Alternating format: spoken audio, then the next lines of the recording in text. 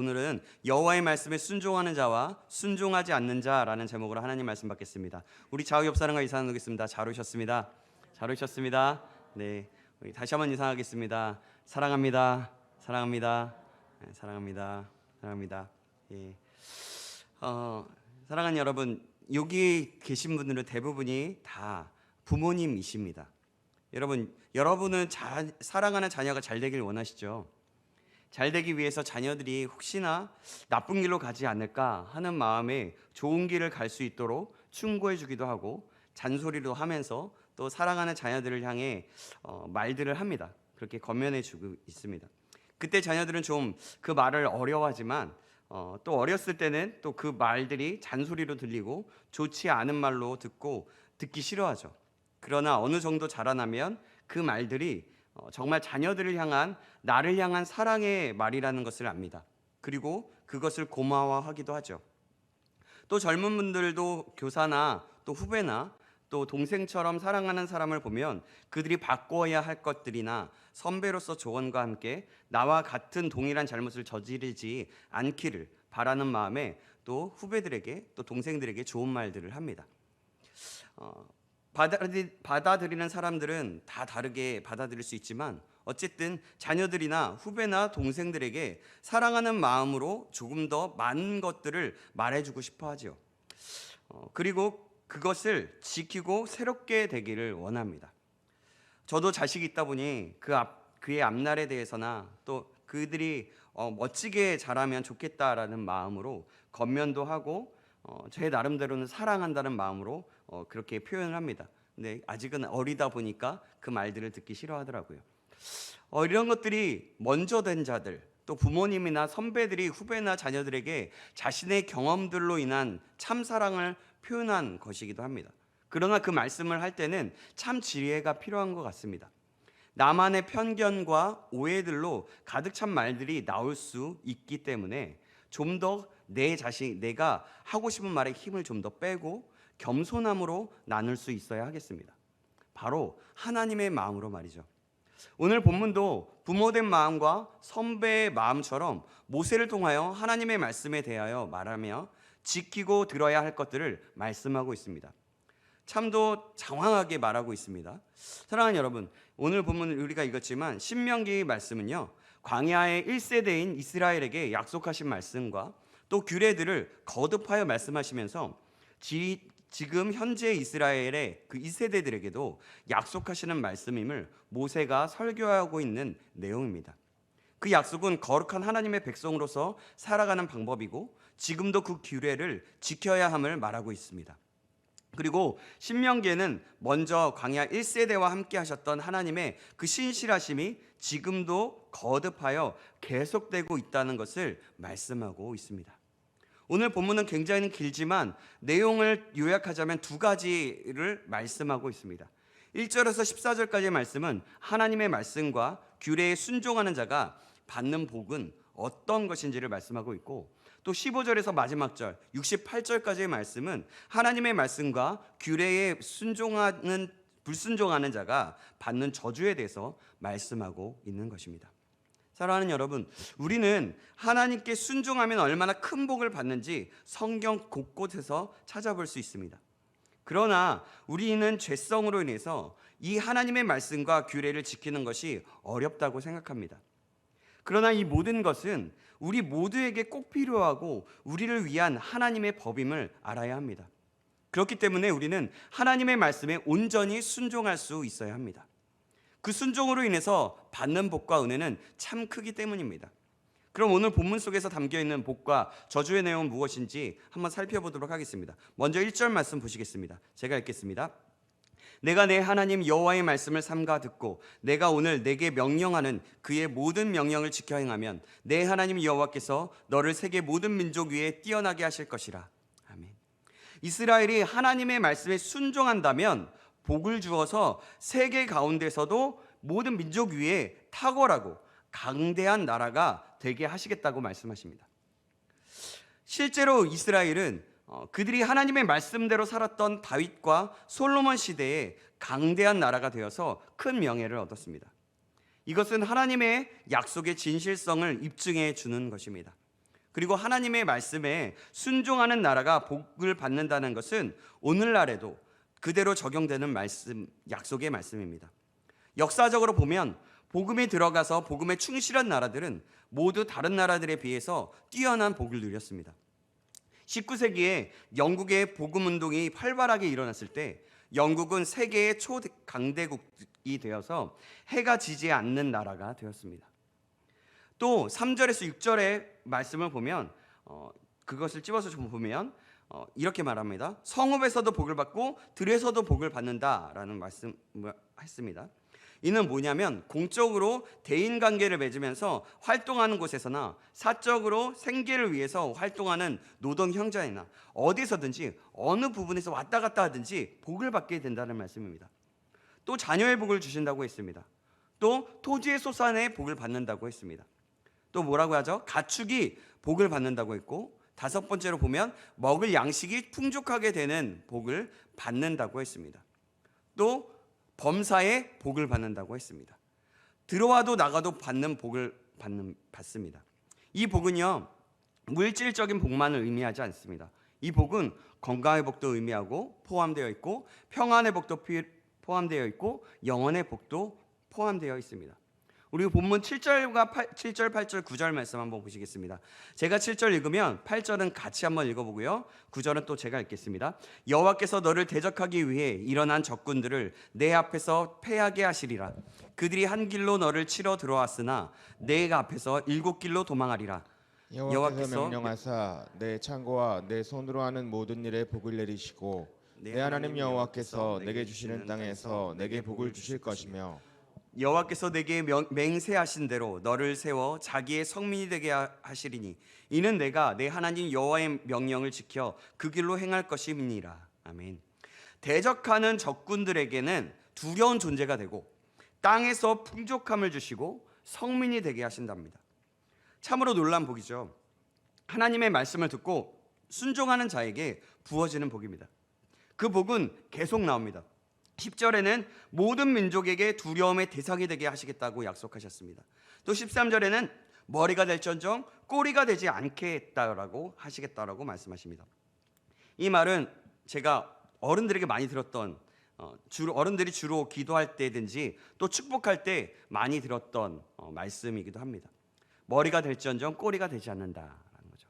이 밖에도 소산의 복, 땅에서 받을 수 있는 복을 다 주시겠다고 말씀하고 계십니다.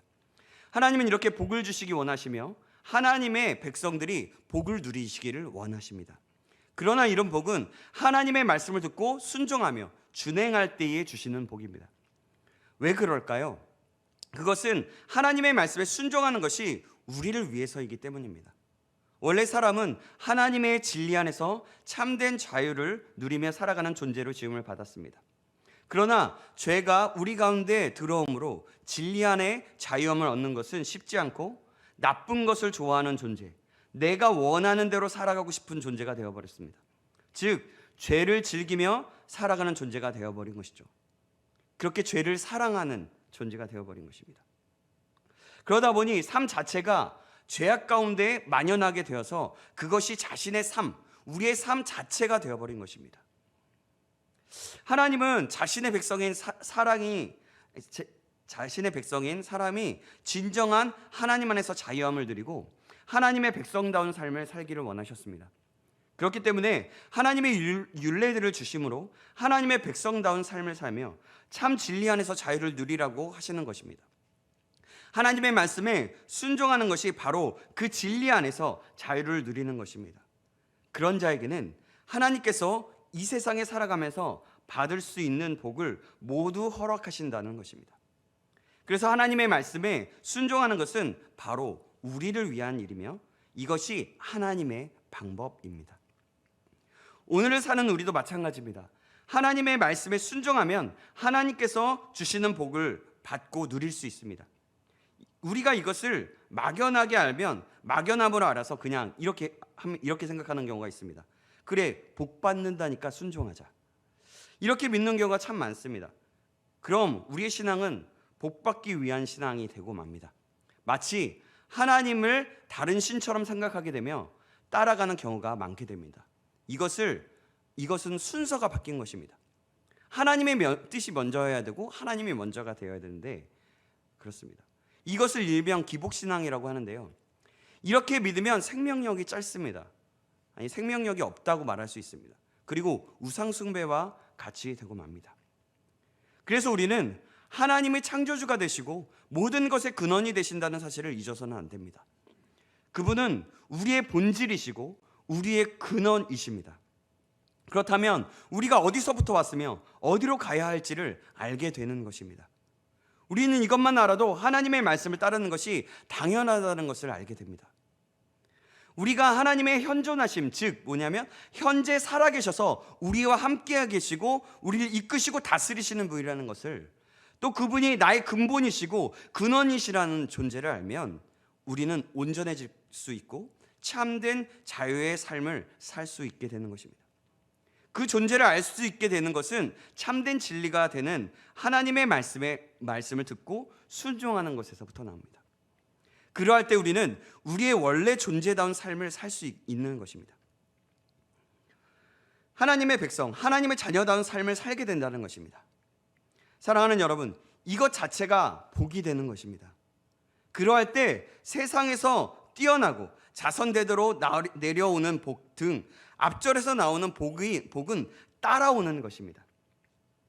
우리가 이 사실을 알 때 하나님께서 우리와 함께 하시고 놀라운 일들과 축복을 허락하시고 그 복된 삶을 누리면서 살아갈 수 있게 된다는 것입니다. 사랑하는 여러분, 저와 여러분이 이 사실을 기억함으로 하나님의 말씀에 순종하고 준행하며 살아가기를 주님의 이름으로 축원합니다. 그래서 하나님께서 주시는 놀라운 복을 받고 누리시기를 다시 한번 주님의 이름으로 축원합니다. 그럼 하나님의 말씀에 불순종하면 어떤 저주를 받게 될까요? 15절에서 마지막 절까지의 내용입니다. 즉 뭐냐면 54절의 말씀을 굉장히 장황하게 설명하고 있습니다. 먼저 15절 말씀을 읽겠습니다. 15절 말씀 제가 읽겠습니다. 내가 만일 내 하나님 여호와의 말씀에 순종하지 아니하여 내가 오늘 내게 명령하는 그 모든 명령과 규례를 지켜 행하지 아니하며 이 모든 저주가 내게 임하며 내게 이를 것이니, 모든 저주가 내게 임하며 이를 것이라고 말씀하십니다.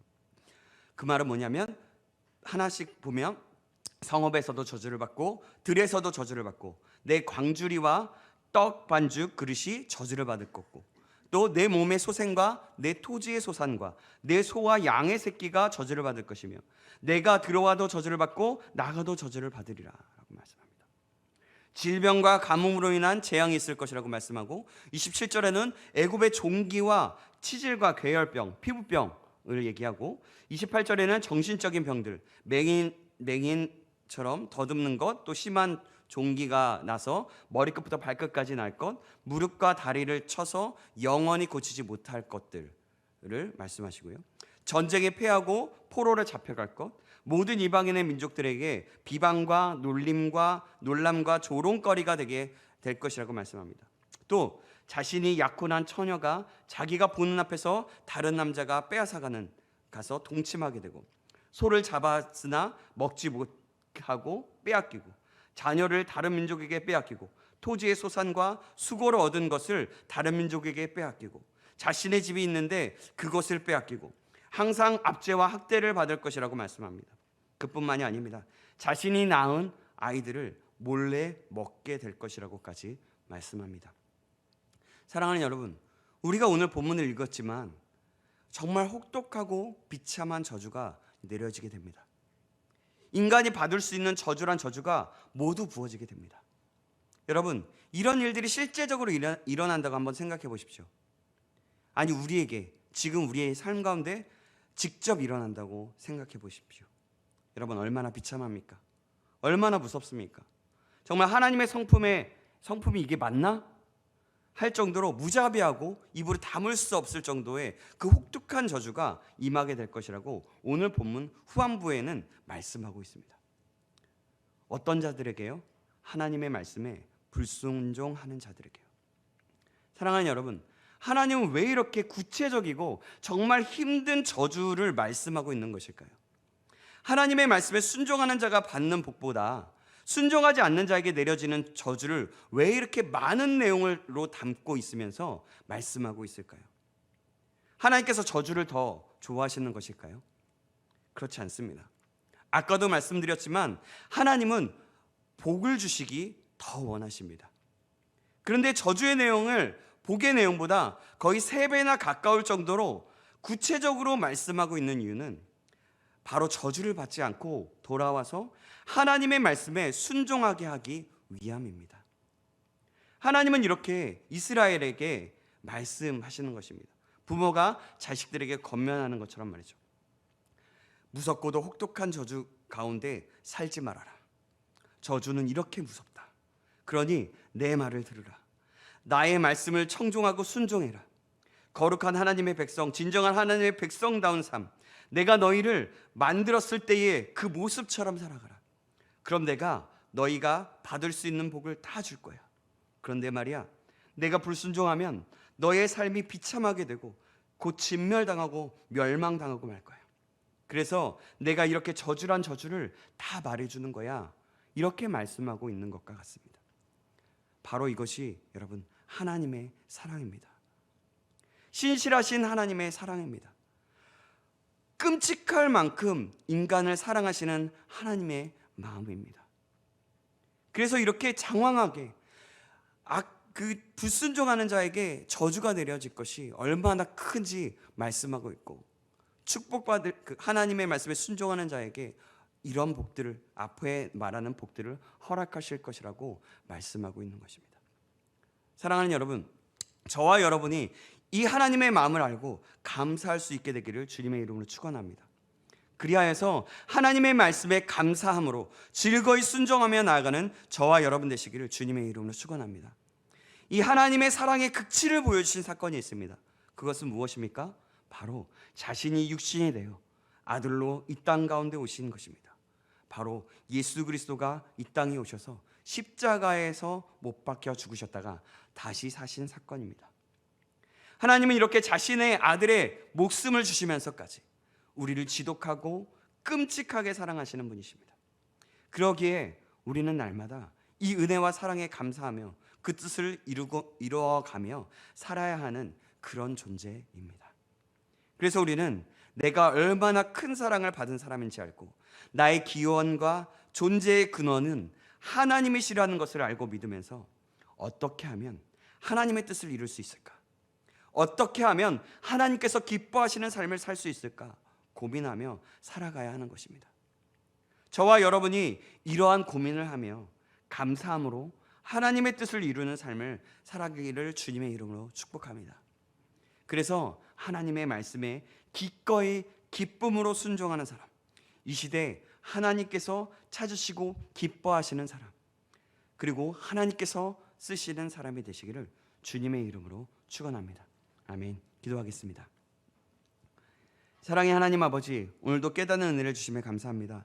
오늘 주신 말씀을 기억함으로 하나님의 사랑으로 우리에게 주신 하나님의 말씀에 순종하며 살아가는 자 될 수 있도록 인도하여 주시옵소서. 그리하여 하나님의 뜻을 이루는 사람이 우리 한 사람 한 사람이 될 수 있도록, 그래서 하나님이 찾으시는 사람, 하나님이 기뻐하시는 사람, 그런 믿음의 사람이 우리 한 사람 한 사람이 될 수 있도록 인도하여 주시옵소서. 살아계신 우리 구주 예수 그리스도의 이름으로 기도합나이다. 아멘.